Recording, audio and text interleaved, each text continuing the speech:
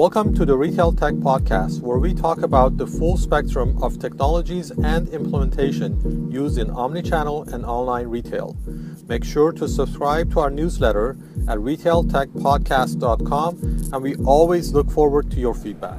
I'm here speaking with Bharat Rupani, President of Interactions, which is a consumer experience marketing company. How are you today? I'm doing very well, Darius. So tell me more about what is Interactions and how do you help and work with retailers? Yes, Interactions is a company where we help retailers more effectively engage with their customers, and what we are trying to do is enhance the opportunity to sell more and to help their customers understand more about the products that are there. And we feature that, and we have the experience to connect with consumers in store as well as out of the store. So how do you actually do that? Yes. Now in store, obviously, there's ways that we do that is through product demonstrations, that we are featuring products that are scheduled by the retailer or by the brand in conjunction with the retailer. We schedule those, and we get an understanding of the products, the features of the products, and we help consumers that come by in the store, and we let them understand what the products are about. We help them taste it, and then we get that feedback from them, and we provide that back to the retailer, to the brand. But in the process of showcasing those products, and we help increase the sales and the engagement so that consumers stay longer in store, and maybe what our opportunity is to increase the basket size. Everybody's trying to increase the conversion. How does actually talking to one of your representatives in the store help a consumer convert more?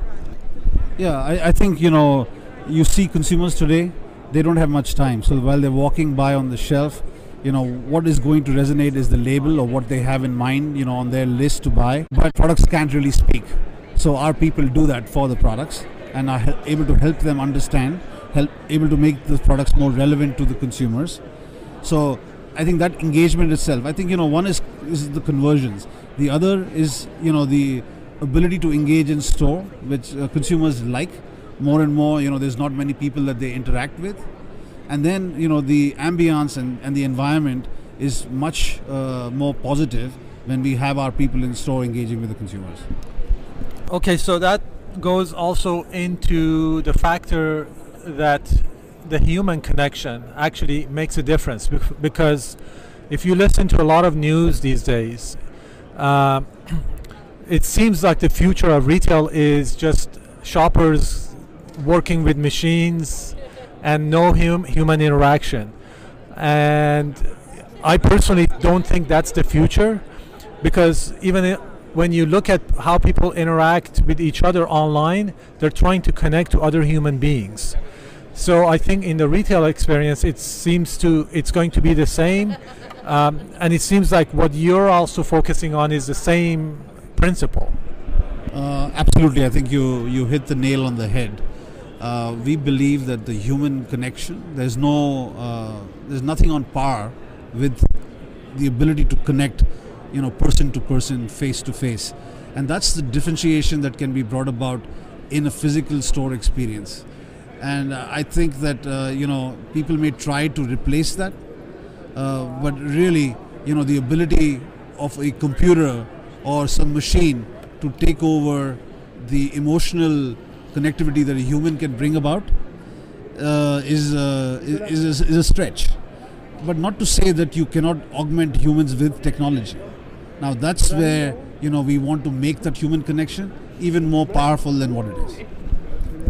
Right. So the challenge or the success formula in the future is probably going to be not just like throwing people like salespeople in a store and hoping that they will stick basically to the consumers, is empowering whatever number of sales associates you have in the store with the right technologies and the tools so that they actually can connect better with the consumer of the future.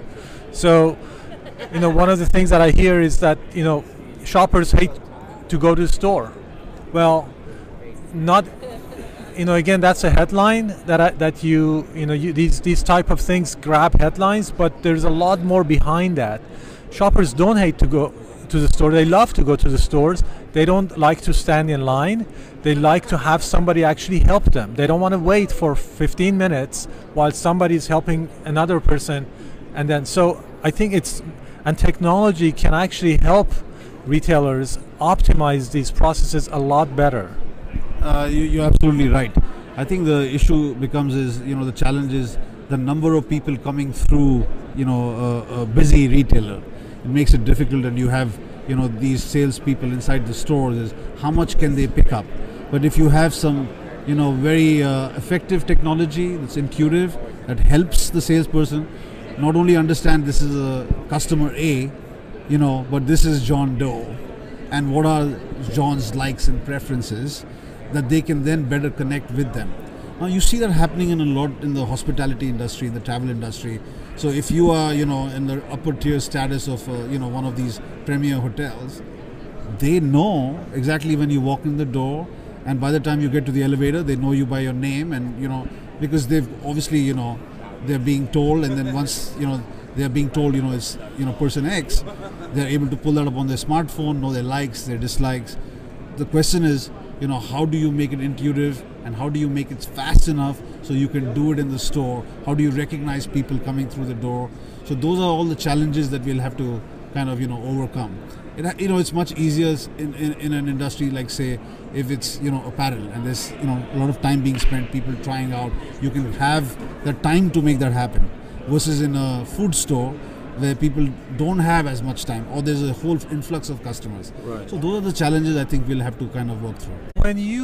When you work with different companies, you mentioned earlier that your focus is, or the majority of your customers right now are in the food business. Yes. But you also have other type of clients. Is there a fundamental difference between how your product actually helps food versus other products? Well, yes. Food is easy because once it goes into a customer's mouth, they can conclude quickly whether they taste it or they don't taste, they don't like it or they like it. I think with other, non-food or services, it's a much harder sell. It takes a longer time because then you have to explain the experience. Whereas the food, it is the experience. Right. But for example, one customer that I can talk about is Advanced Auto. Now we are helping them, with some mobile tours on the East Coast and on the West Coast. What does Advanced Auto do? The Advanced Auto is an auto retailer. They sell, dealerships. They sell spare parts. They sell, everything to do with car accessories and automobile accessories. Okay. So it's one of the premier, auto companies in the market. But here, there's a lot that they can then engage with their customers and teach them about, how to look after their cars, or how to, what they need to do in terms of when certain things happen. So we're doing a mobile tour for them, and this tour then stops along the way in, towns and cities, and they have classes, for them, explaining again various initiatives that they can take up, or how better to look after their automobiles. So we do those kind of things, and we have people that are driving this big bus to speak, and they go through and they do that. So that's kind of an experiential event that we do outside of food. Okay. So the other big, I guess if I can say, the big elephant in the room for everybody these days is data. And you mentioned that you also capture data, and to the level that the retailer, your customer, allows you or requests from you. How do you actually capture this data, and then how do you transfer it or deliver it to the customer in a way that they can actually use it? Yeah, I think again, as you rightly pointed out, it depends on what the retailer wants to allow us to capture. So, for example, now we're just trialing these technologies. Is we have in-store tablets at the level of engagement, at the platform of engagement. So we could capture, who's coming to that particular, say cart for that experience, if they were able to slide their loyalty card, if the retailer allows us to do that. we can capture that. Besides that, we try to capture things in the background that don't invade privacy. So, we will use, sensors within the sensors, to do with the sound, to do with vision that we can capture. So, that visual sensor will tell us how many people went by that cart on that particular day. Okay. The visual sensors will also tell us, as people ate, and if we have the sensors, targeted, how many were happy and how many were not happy. Right. The amount of sound, we can capture. So it's, how is our brand ambassador doing? So Okay. then we can compare that data across the board and say, oh, one of our brand ambassadors was not talking as much. So maybe they were not able to sell.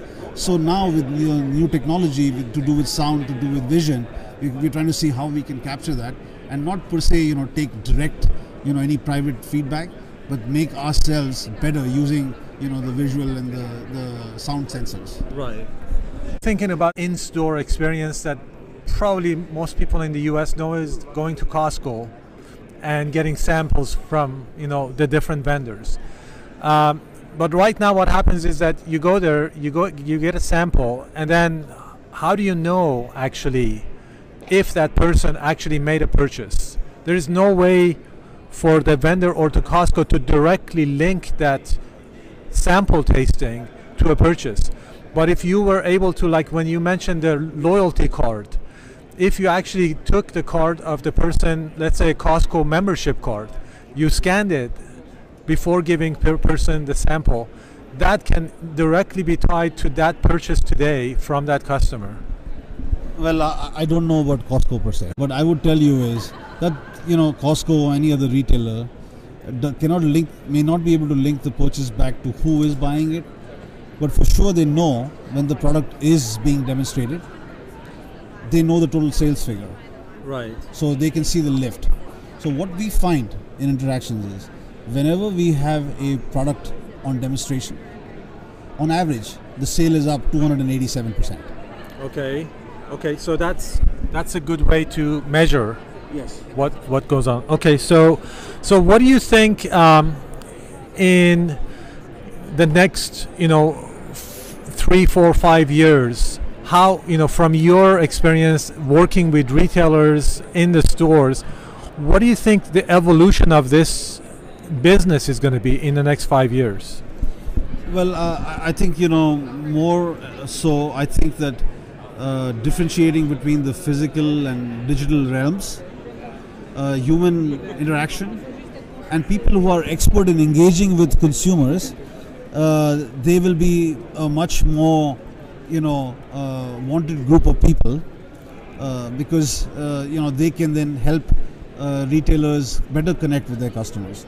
So I think that quintessential ability to sell and engage will not go away. But what I see is these people who are well trained to sell and to engage, if augmented by technologies that don't invade privacy but make them more powerful in their engagement, I think that is the future.